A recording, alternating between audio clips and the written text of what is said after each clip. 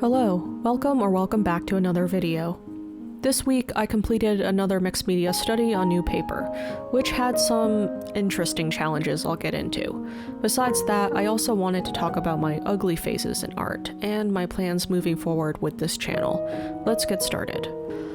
For this study, I used Canson XL watercolor paper, the Faber-Castell Polychromos 12 color set, a Mars Lumograph HB pencil, a blending stump, a POSCA acrylic paint pen in white, the Winsor & Newton Cotman 12-pan watercolor set, and Pebeo Studio white gouache. I started by transferring the sketch onto the paper using a light box. I apologize for the poor lighting in these clips, but I needed the contrast of a dark room to see the drawing. I do this method to minimize the amount of erasing I do on the paper to preserve its durability. This turned out to be extra important this week, as I'll get into in the next part. This first try is roughly 7 by 10 inches because I realized I like working larger during last week's study. Once I taped the paper to my desk, I began with a flat wash over the figure. Or rather, I tried to lay down a flat wash. Heads up that this first phase of the study includes a lot of negative observations, but I'll get into my solutions in part 2. During my initial swatches on this paper, I noticed some strange granulation in the burnt umber and burnt sienna, and this translated to this phase as well. Besides this issue, I also found out that the paint dried very quickly. In previous studies, I was able to get one wash down with plenty of time to add color variation with wet on wet, but here the face was dry even before I finished the chest, which increased the number of hard edges. I knew this paper was 100% cellulose, which explains its relatively low cost for watercolor paper. From what I've heard, cellulose dries faster than cotton, and this proved true for the study. I didn't have time for any wet-on-wet techniques since all my effort was spent trying to keep the washes smooth before they dried. Unfortunately, the frustration continued with my second layer of washes. The hair, which was made with a mixture of burnt umber, ultramarine, and burnt sienna, also had a strange granulation once it dried. I was still trying to be optimistic, however, and moved on with the initial shadows. These laid down with minimal issues, likely because I was covering a smaller surface area, so all the paint could dry evenly. Unfortunately, the uneven texture came back with a vengeance when I tried to darken these values. A new problem cropped up at this point as well. After 3 washes, parts of the paper were breaking down and peeling off like lint from a sweater. When I tried to layer over these areas, like the shoulder and cheek, the ensuing washes were even more uneven as more of the paper began to peel off. When I noticed color lifting from even the areas that were still intact, I decided to step back and think about my options. Ultimately, I decided to scrap this first attempt and to try again with a smaller size. The second try is 5 by 7 inches. This change meant I had to cover less surface area with washes so they could dry flatter and with less splotchiness. My second change was to use cooler colors. This change didn't have anything to do with the paper. Instead, it came from observations between my first attempt and the original reference photo. The colors I used were too warm, so I toned them down by adding green and a touch of ultramarine, so the skin ended up more neutral olive instead of warm-toned. My third change was to add color variation with wet on dry instead of wet on wet. When adding blush to the body and face, I took a clean brush and blended the edge that way, which led to smoother transitions. However, the biggest change I made was to commit to only one deep shadow pass.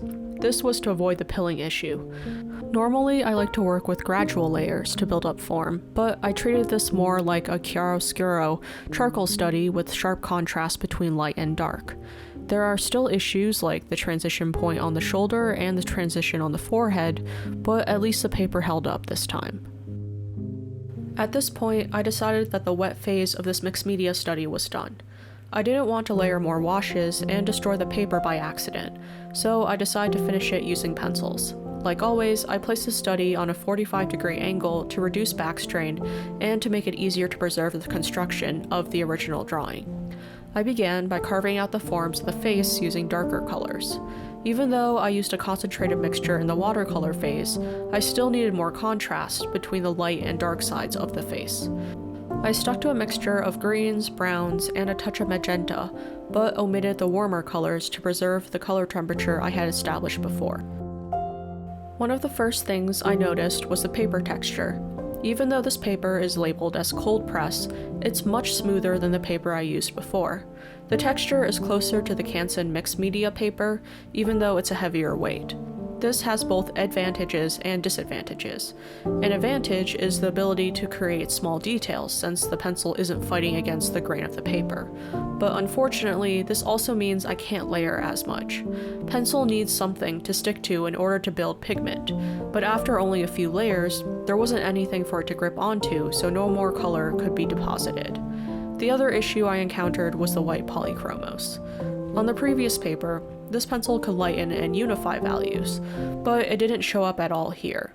I ended up using the POSCA paint pen to lighten values and even to pick out details like the hairline. The highlights in this piece are all done with POSCA, and I'm grateful I took the time to develop techniques in previous studies since this pen ended up being the study's saving grace. The POSCA meant I had access to the light side of the value spectrum, so I could create more volume this way instead of only pushing the darks. Anyway, the rest of this rendering process is the same as in previous studies, so I thought I'd take some time to talk about my thoughts on quote-unquote ugly phases in art pieces instead. This isn't the first study I've restarted, and it's certainly not the first where I've worried about if I could finish it. Normally, my studies have phases where they look rough, splotchy, and lack value contrast. I know these phases are just part of my process since I work light to dark and big to small with wet media. These little steps take time to build up, so there's bound to be times where things don't look good. I know many beginner artists are afraid of these ugly phases, but they're a natural part of the journey. I'm stubborn by nature, so I've always tried to muscle through phases where I don't like a drawing or painting. But if these phases make you panic, I have a few tips to make it a little bit easier. 1. Try doing mini studies. I do these for finished digital illustrations and these studies, to figure out color mixtures, order of operations, and to test new techniques. Mini studies don't have the pressure of a final, and they give you the freedom to practice without worrying about the outcome. 2. Try to problem solve specific issues instead of just saying, oh no, it's terrible. I was frustrated for large parts of this study, especially during the wet media phase, but I focused on why I was frustrated instead of stewing in my anger. I changed the study size, the number of layers, and how I rendered lights to solve problems I encountered. Focusing on things you can control helps me feel like I can still move forward and learn from my mistakes. 3. Give yourself permission to restart if the paper or canvas is damaged beyond repair. While I always try to finish a study, there are times where the best course of action is to try again on a new piece of paper. In this case, the paper pilling in the first attempt showed me that the paper was breaking down. Color pencil wasn't going to lay smoothly on damaged paper, so the best thing to do was to begin again. Another topic I want to talk about is my plan going forward. I won't be using this paper again. Or rather, I won't be using this paper with watercolor. I want to be able to layer more than 3 washes without worrying about pilling. However, judging on how thicker paints like acrylic worked, I think I may be able to use this paper for acrylic or gouache studies. I know this is a popular brand, and if you have tips for the XL watercolor paper, please leave them in the comments.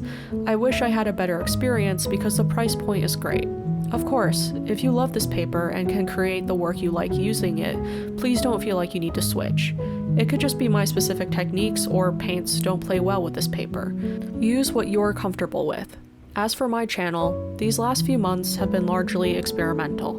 I'm happy I gave myself permission to try wet media, and I think these studies will always be a part of the channel. But I also want to do more digital studies and some concept art like I do in my professional work. I hope this becomes a place where we can all have fun and experiment with a variety of media. Anyway, now we've come to the final details. I decided to try using white gouache on top of the color pencil background to create the hint of form behind the subject. I was careful not to use too much water, but I think the waxes and oils in the pencils helped strengthen the paper so it could handle the gouache. After that, I layered more pencil on top to unify the textures.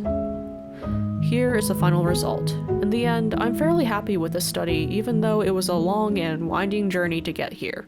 I'm glad I was able to problem solve and that I learned more about my personal preferences. As always, thanks for watching, and I hope you create something that brings you joy this week. Bye!